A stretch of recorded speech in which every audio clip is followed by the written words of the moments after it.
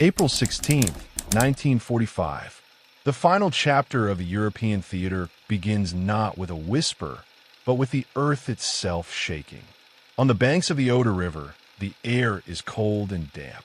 The gray sky hangs low over the Seelow Heights, a natural fortress that stands as the last significant barrier before the German capital. Below, the mud is deep, churning under the weight of a war machine that has rolled continuously westward for years. The silence of the dawn is broken by the roar of 40,000 artillery pieces. It is a sound that does not end, a continuous thunder that erases the horizon. The ground prepares to swallow the history of a 1,000-year empire. In the trenches opposite, the defenders wait. They are a mix of hardening veterans, their faces etched with the fatigue of a retreating war, and young boys who can barely lift their rifles. There is no bravado here, only the hollow stare of men who know the inevitable is approaching.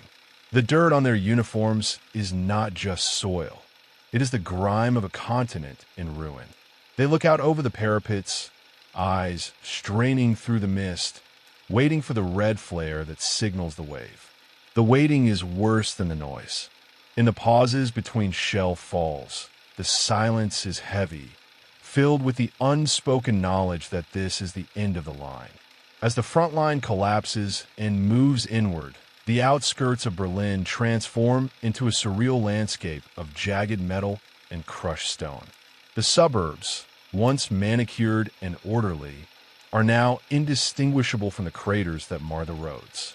A tramcar sits derelict in the middle of a street, its windows shattered, burning quietly. It is a ghost ship in a sea of rubble. There is no movement here, only the settling of dust and the occasional crack of a sniper's rifle echoing off the hollow shells of apartment blocks. The city is holding its breath.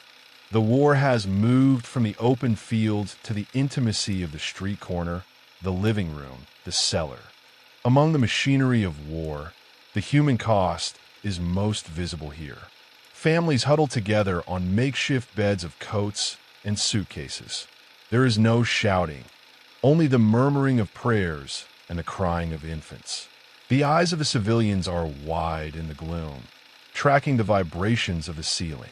Every dust mote that falls from the cracked concrete above is watched with dread. They are trapped between the crushing weight of the earth and the approaching firestorm.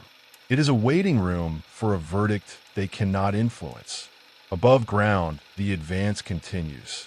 The airfields, once the pride of the Luftwaffe, are now graveyards of aluminum and steel. In the hangars, the light filters through holes in the roof, illuminating the skeletons of aircraft that never took flight. Soviet officers walk among the wreckage, not as conquerors in a rush, but as methodical inspectors.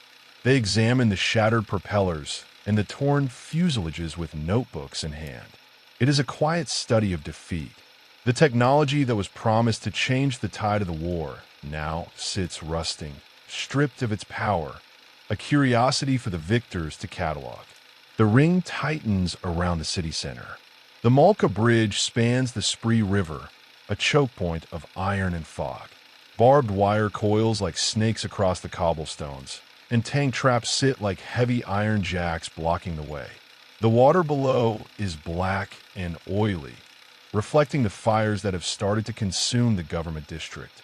The bridge is silent, a no-man's land where the air tastes of sulfur and ash. It is a stage set for the final act, stripped of actors, waiting for the curtain to fall. Inside the residential blocks, the war becomes domestic. An apartment wall is sheared away, exposing the private lives of the inhabitants to the open air. A velvet armchair, covered in the white dust of pulverized plaster, sits facing the abyss. A clock on the mantelpiece has stopped. The contrast is jarring. The fragility of a porcelain cup left on a table against the total annihilation of the street outside. It is a portrait of interrupted life, frozen in the split second of an explosion. The avenues of the capital are now parking lots for the T-34s. The tanks sit in long rows, their engines finally cold. The soldiers, covered in the soot of battle, rest on the hulls. They eat bread and tinned meat, their legs dangling over the tracks that brought them from the Volga to the Spree. There is no cheering yet, just the exhaustion of survival. They look at the ruins with a mix of awe and indifference. The adrenaline has faded, leaving only the heavy fatigue of men who have walked through fire. Looming over them are the flak towers, massive concrete castles that were built to be indestructible. They are scarred, pockmarked by thousands of shell impacts, but they still stand. They look like ancient fortresses from a dystopian future, gray and foreboding against the smoke-choked sky. At their base, the soldiers look like ants. These structures were meant to protect the city, but now they're just tombstones, witnessing the final surrender of the ground they were built to defend. The heart of the beast is reached. The interior of the Reichstag is a cavern of shadows and debris. It does not look like a parliament. It looks like the inside of a volcano. Papers, thousands of them, litter the floor, decrees, orders, records of a bureaucracy that no longer exists. Bullet holes create intricate patterns on the ornate moldings. Shafts of light cut through the swirling dust, illuminating the particles like stars in a void. The fighting here was room to room, desperate and vicious. But now there is only the silence of the aftermath. The echo of boots on marble is the only sound. High above the city, on the roof of the shattered building, a soldier climbs the statue of a horseman. The wind is fierce, whipping the fabric of the red banner he carries. He struggles to fasten it, his hands rough and scarred. Below him, Berlin is a sea of gray ruins, stretching to the horizon. Smoke rises in pillars, merging with the clouds. This is not a moment of cinematic glory, but a gritty, dangerous task. He ties the flag, and for a moment he looks down at the destruction. It is the punctuation mark at the end of a long, bloody sentence. On the streets below, the defenders have become prisoners. A column of men in long gray coats walks slowly through a canyon of rubble. They do not look up. Their heads are bowed, their shoulders slumped. They are a river of gray flowing through the gray city. There is no defiance left, only the shuffle of boots on broken glass. They are marching into uncertainty, leaving behind a world that has been completely unmade. In a small square, life begins to reassert itself in the strangest of ways. A field kitchen has been set up. Steam rises from large pots. Soldiers ladle soup and hand out loaves of black bread to the civilians who have emerged from the cellars.